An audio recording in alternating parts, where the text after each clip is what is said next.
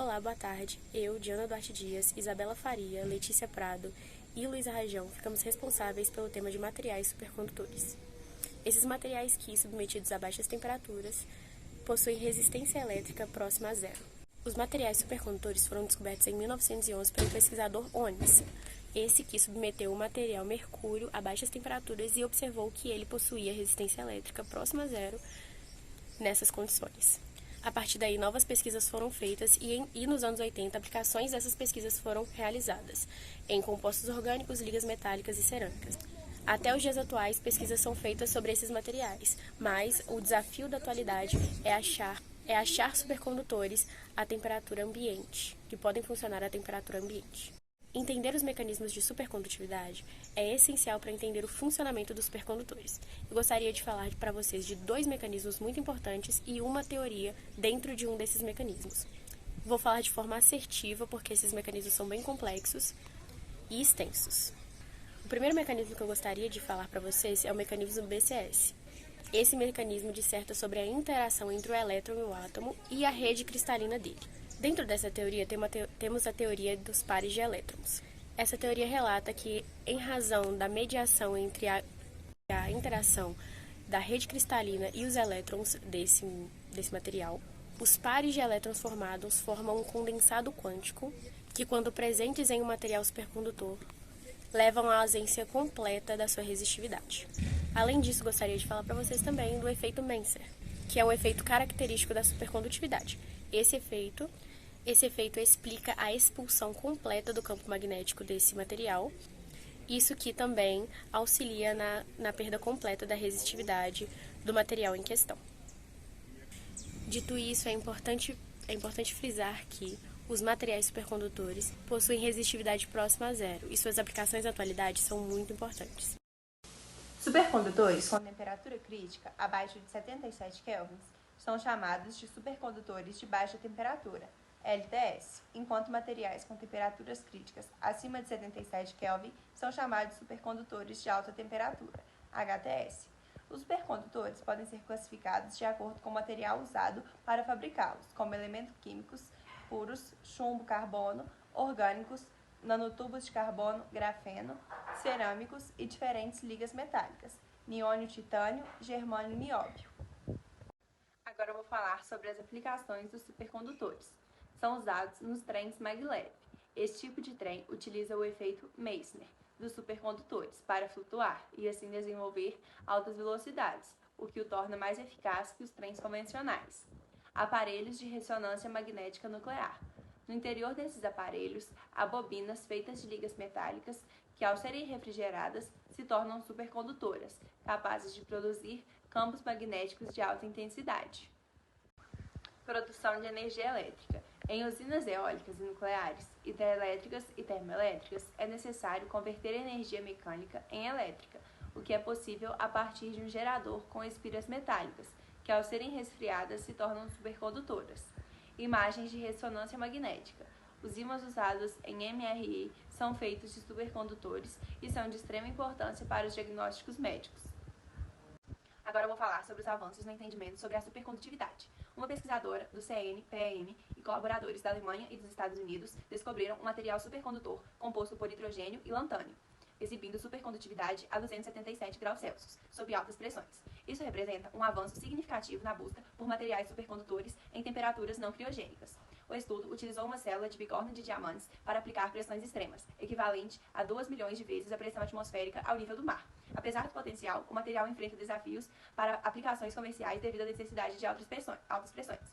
A pesquisadora e outros colegas receberam financiamento da Fundação Gordon and Betty Moore Community para treinar pesquisadores em técnicas de alta pressão e descobrir supercondutores de alta temperatura, ricos em hidrogênio. O objetivo é fortalecer a colaboração entre as comunidades de materiais quânticos e alta pressão.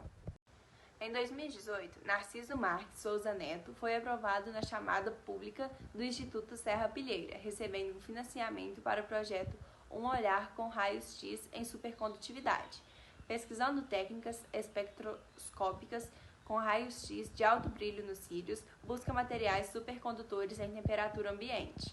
Em 2019, o grant foi renovado, incluindo recursos para pesquisa e promoção da inclusão de grupos subrepresentados na ciência.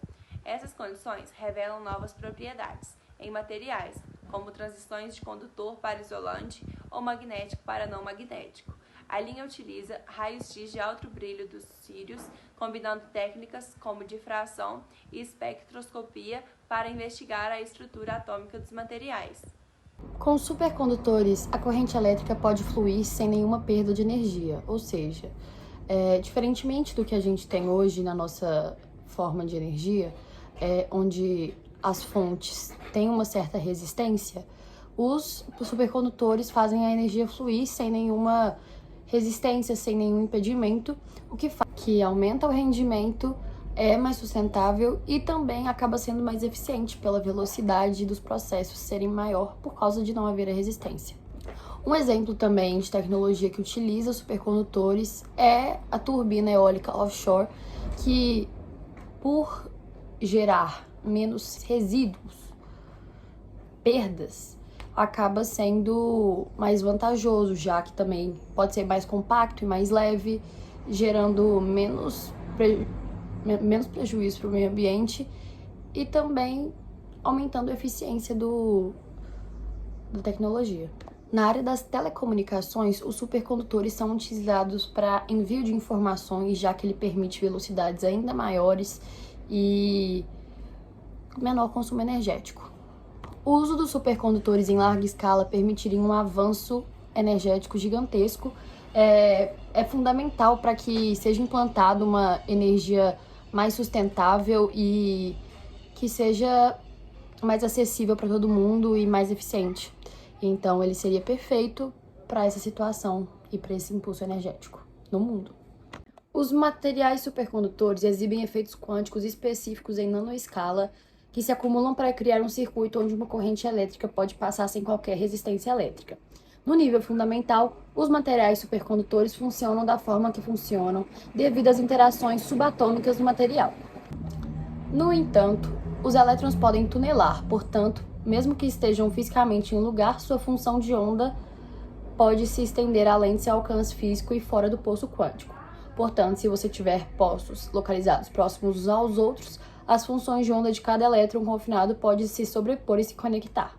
Quando os elétrons dentro dos poços se conectam, você pode se passar de uma corrente elétrica entre eles sem nenhuma resistência, porque não há resistência elétrica entre os estados quânticos.